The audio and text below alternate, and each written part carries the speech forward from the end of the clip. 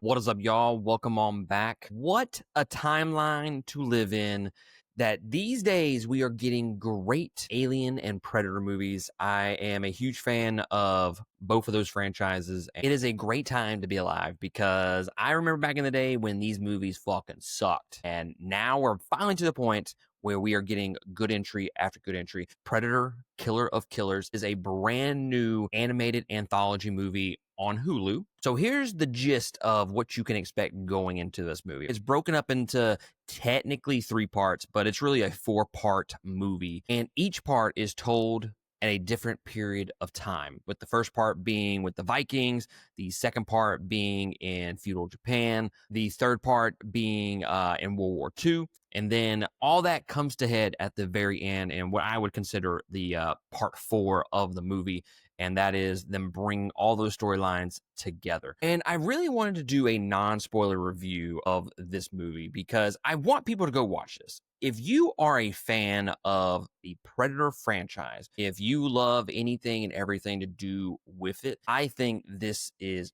tailor-made for you. So Dan Trachtenberg is the guy that is directing this animated movie. He is the guy that did Prey. So if you are a huge fan of Prey, then you are absolutely going to love this movie. And like I said, I think this movie is tailor-made for the fans of the Predator series because there are lots of things in here that like lots of Easter eggs that you would catch if you have been following along with the series for any length of time. And at the heart of this movie is an action thriller, 100%. This is an action movie through and through. I was very surprised with just not only just how action oriented the movie is and just how much it strays to that style of the genre with there being basically no horror element whatsoever throughout the movie. The action sequences are absolutely fucking incredible. There were lots of moments throughout the movie where I just like audibly gasped at just how fucking cool it was. Like, we have kills here that we have never seen in the franchise before. Kills that are gory and violent. You know, we've gotten some of that here or there throughout the movies, and it is absolutely great. I think if you go back and watch the teaser trailer for this movie, that is basically what you're going to get, but it's dialed up to the level 10. We've never seen the Predator series this violent, this gory, and I think it really works in the animated style. And not only do they give us action that looks awesome, that is highly engaging, but they also give us not 1, not 2, but 3 compelling, interesting, engaging storylines that all converge at the very end of this movie. And they give us characters that you can root for throughout the runtime. And I think that was what surprised me the most. I wasn't expecting to really latch on to some of the characters because, again, this is an hour-and-a-half movie. So it's not like they have a whole lot of time to tell 3 different storylines from 3 different periods and then mesh all those together at the very end. So the fact that they were able to do that and do it effectively and efficiently, I commend them for it. Like, legitimately, all 3 storylines are really good. So I'm gonna give you the high points of each part. No spoilers, so you are free to continue watching this video. I want to start off with part 1, the Vikings. When I saw that in the trailer, I was super fucking excited for it because, I mean, when you think about Norse mythology, you think about violence, you think about pillaging, you think about war and all that.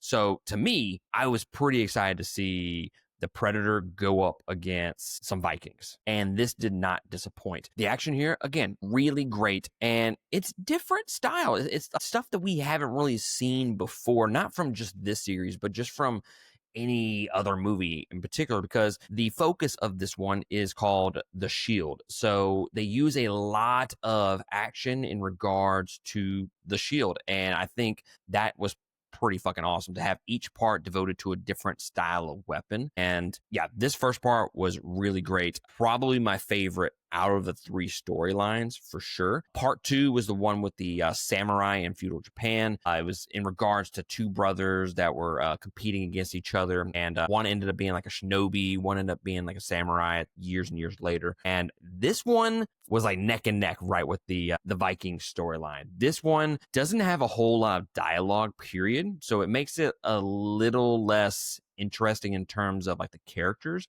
but don't let that negate the fact that this is highly engaging shit going on throughout part 2. So again, similar to the first part where the first one is the shield, this one is the sword, but we're seeing some different aspects from it, whereas like the Vikings are kind of like, let's go fuck some shit up, and like it's all offense, no defense kind of battles. This one is, we're really going to focus on the stealth and the quickness aspects of the shinobi. It just brings you a different style of combat, different style of action that keeps it engaging for the entire part. And then part 3 is the World War II fighter pilot, and this one was my least favorite out of the 3, and it's mainly because some things happen in this particular part that I wasn't, like, it took me out of the movie completely. And this was my least favorite out of the 3 for sure. And they give you a compelling, interesting, likable character with the main protagonist, Torres. And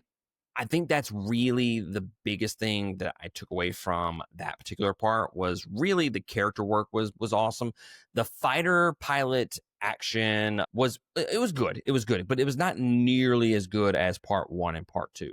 So all those parts eventually come together for part 4, and I don't want to spoil anything at the very end. I just know that the end was fucking good. Okay, it has some different lore, some different world building that we haven't gotten before. So it was cool seeing different aspects of this Predator universe converging into one little part. And I want to see more of it. I hope that Dan Trachtenberg continues on with this storyline, continues on with another anthology series, and gives us more of this world. And not just stuff from Earth, give us some shit from the Predator world. Like, I hope he gives us more of this stuff where it's just building out this universe, because that to me is the most interesting stuff. That's when Predator is the most badass and the most engaging, is when they do different shit. It's not just them on Earth and them doing the same shit every single movie. So the last thing that I will say about this actual particular movie is the fact that all the Predator designs really fucking cool. They change with each part and really gear them towards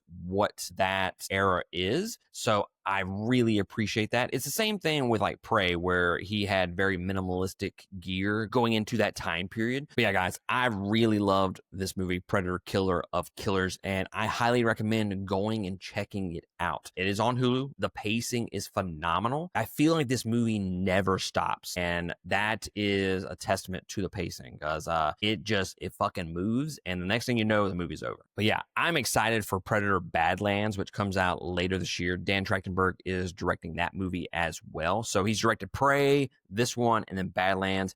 Like, give the dude the keys to the kingdom. I mentioned this on the teaser trailer reaction for this movie a while back, and I think he is the perfect guy for this series. And I hope that, like him and then Fede Alvarez, who is kind of taking helm of the Alien franchise, I hope that they're able to build this shit back up to what it can be. And the potential of a AVP movie is so fucking cool at this point. Like, I wouldn't even be upset by an AVP like animated movie. Give me some AVP universe style movies. Give me an animated movie. Give me a live action movie. And actually put some effort into it. Don't make them like the fucking old 2.